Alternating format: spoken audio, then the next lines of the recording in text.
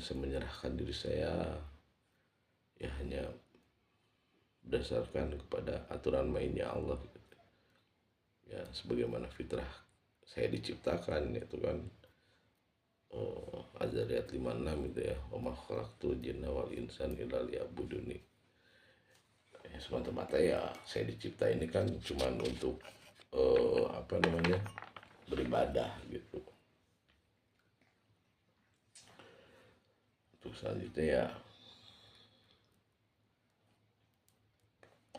dimana ibadah ini ya harus selalu dalam konteks pengabdian hidup dalam hal apapun, nggak boleh lepas gitu ya untuk mengabdi, karena memang tugas saya ya hanya mengabdi gitu. Makanya mungkin uh, mental saya sih mental pembantu gitu, karena ya memang begitu adanya gitu.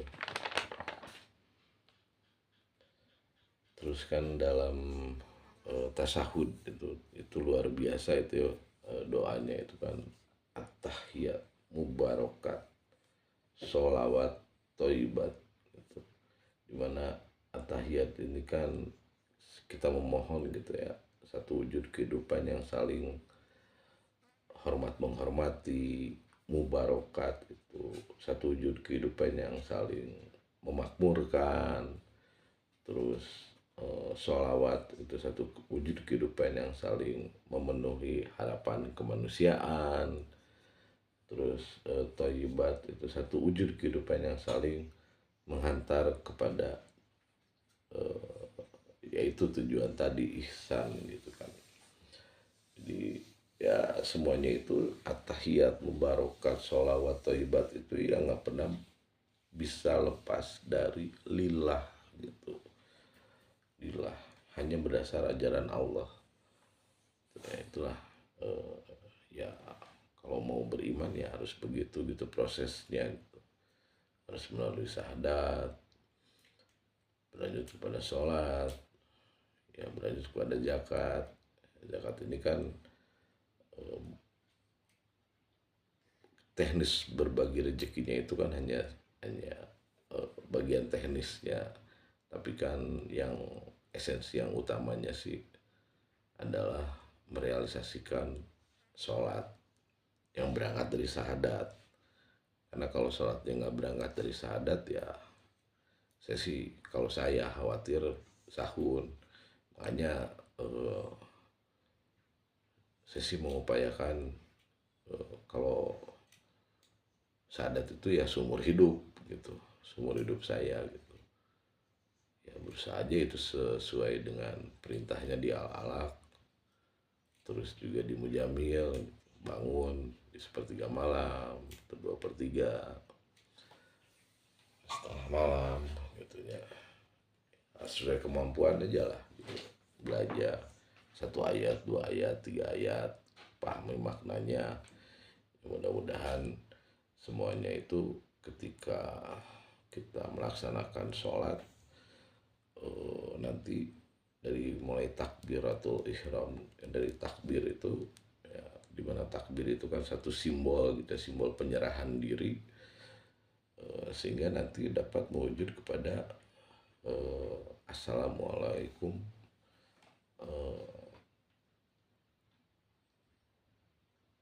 warahmatullahi wabarakatuh gitu.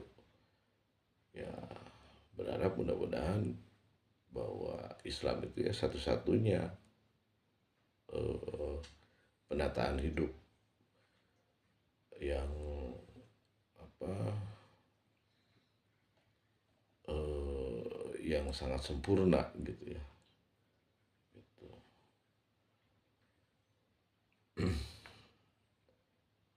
Jadi ya memang proses untuk iman ini itu harus melalui tahapan-tahapan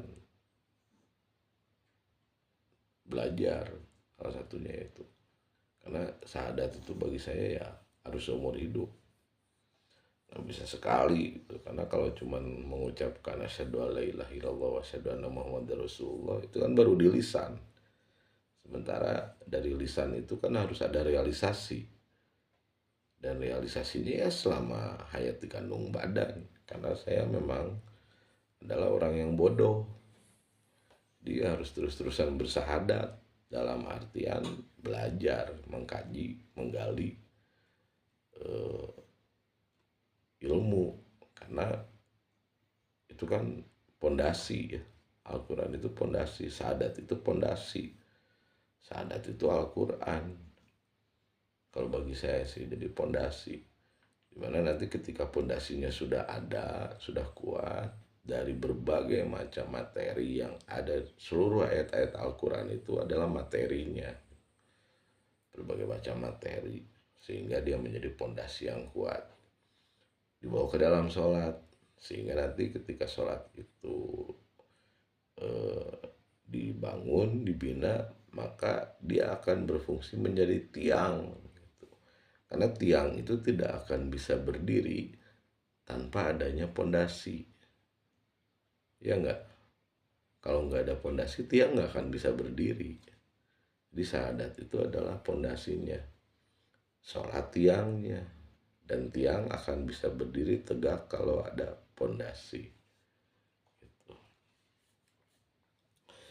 Itu sih, ini sih apa janji saya pernah janji nanti bakal ngebahas sedikit berkaitan dengan syahadat ya, diantaranya inilah sedikit tapi ya, karena kalau mau panjang lebar berbicara syahadat, ayo atuh kita diskusi sambil belajar sama-sama gitu, tapi jangan di warung kopi. Karena kalau belajar mah harus dalam ruang dan waktu yang memang betul-betul situasinya kondusif ya. Dan kita harus telanjang gitu maksudnya. Tinggalin dulu nih pemahaman-pemahaman yang lama. Dia harus nol kitanya. Jadi mudah-mudahan kan nanti kalau kosong kitanya berangkat dari kosong. Jadi ketika diisi itu ya mudah-mudahan nggak tumpah gitu. Jadi bisa mengisi dengan sempurna gitu ke dalam wadah yang mau diisinya itu. Tapi kalau si wadah itu sudah dipenuhi oleh katakanlah air misalkan ya, bawaan yang lama, ya tentunya air yang baru ini tidak akan bisa terkumpul di dalam wadah. Itu pasti akan tumpah luber keluar itu dan menjadi tidak menjadi ya tidak bermanfaat gitu ya. Ini obrolan ini mudah-mudahan sih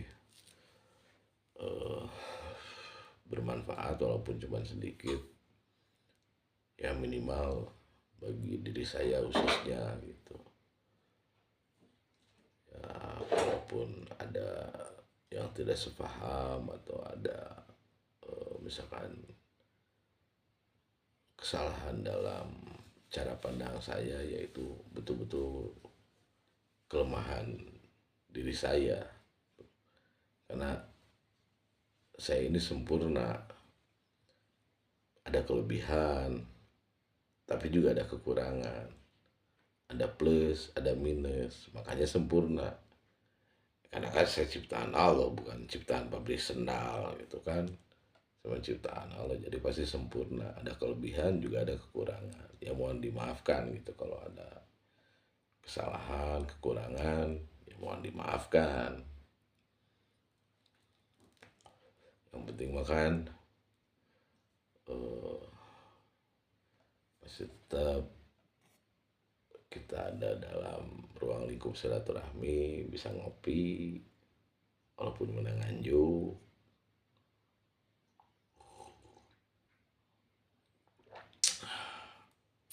bisa udut walaupun menang anjuk,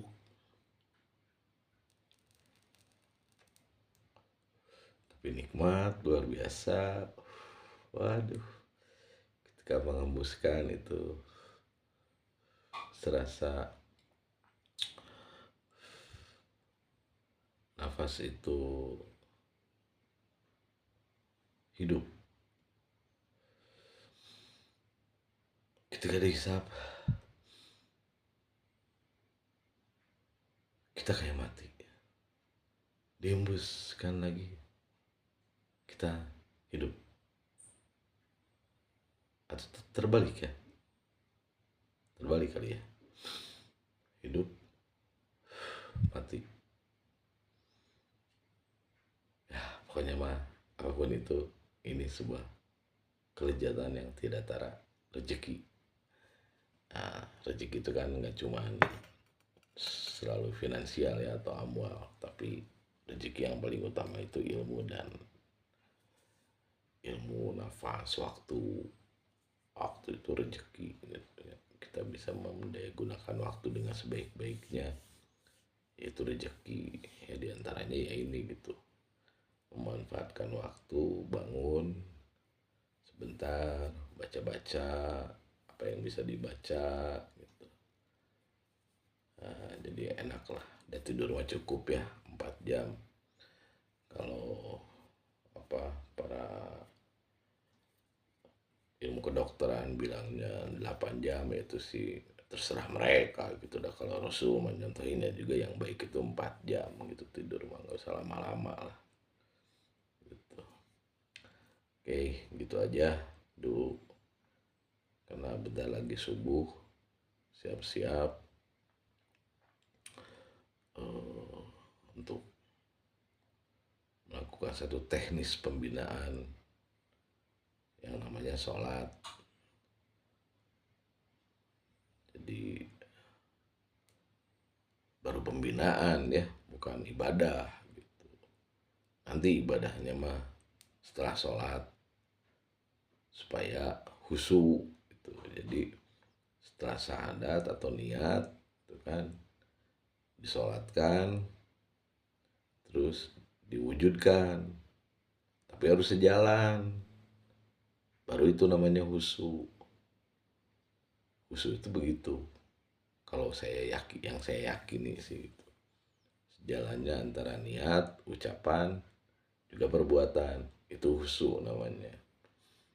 Kalau antara niat, lisan, dan perbuatan nggak sejalan, munafik namanya kan gitu. Waduk berarti.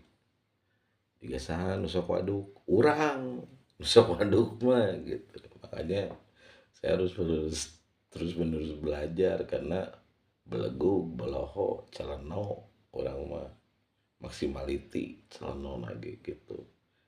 Bolohona. Oke, itu aja. Terima kasih banyak. Ya, mohon maaf atas segala macam kekurangan. Ya, itu mah memang kalau ada banyak kesalahan dalam lisan saya, ya memang itulah kebodohan saya. Tapi ya kalau bermanfaat ya itu semua hanya Allah yang mengilmuinya gitu ya, buat yang mendengarkan atau menyimak ini. Mudah-mudahan sih ada manfaatnya. Ya, kalaupun nggak ada manfaatnya buat pihak di luar diri saya, ya minimal buat diri saya lah, gitu kan gitu ya. Oke, assalamualaikum warahmatullahi wabarakatuh. Semoga selalu kita semua diberi nikmat iman, nikmat Islam, nikmat ihsan, nikmat sehat, nikmat bobogohan, jeung anak mitoha pasti nama gitu, atau nyajing kabogo anu memang kita saling itunya, saling bogohnya, salingnya gitu, karena konteks ruhama ubainahum itu kan begitu, saling mengamburkan kasih sayang, saling menebarkan kasih sayang gitu. Jadi nggak cuman silih asa, silih asih, silih asuh aja gitu. Tapi ruhamau bainahum itu ngambilnya dari situ tuh, ruhamau bainahum. Karena yang pertama kali diturunkan ilmu itu ya dari sang pencipta. Bahasa itu dari pencipta. Nur, bahasa nur, bahasa ilmu. Jadi Quran itu bukan bahasa Arab tapi bahasa nur. Bahasa nur itu cahaya. Di bahasa ilmu yang mampu memberikan cahaya penerangan. Bagi apa? Bagi hidup, bagi kehidupan yang tadinya selalu berada dalam selimut kegelapan. Ya, ketika diturunkan ilmu, mendapatkan ilmu, maka mendapatkan cahaya dari gelap menjadi terang. Makanya terbitlah buku Kartini itu, habislah gelap terbitlah terang, sebetulnya menceritakan Quran sebetulnya sih, cuman digeser tuh, pergeseran sejarah oleh siapa? Oleh Yahudi pola pikir. Yang paling bahaya tuh Yahudi pola pikir, bukan Yahudi ras, tapi Yahudi pola pikir itu yang paling bahaya. Melesetkan istilah, menghancurkan istilah, bahaya. Jadi capruk. Oke, kita lagi subuh. Yuk, let's go. Kita come on. Assalamualaikum warahmatullahi wabarakatuh. 2 kali buyasnya. Da ieu mah doa, ngadoakeun sing sararehat sadayana. Amin ya Allah, amin ya rabbal alamin.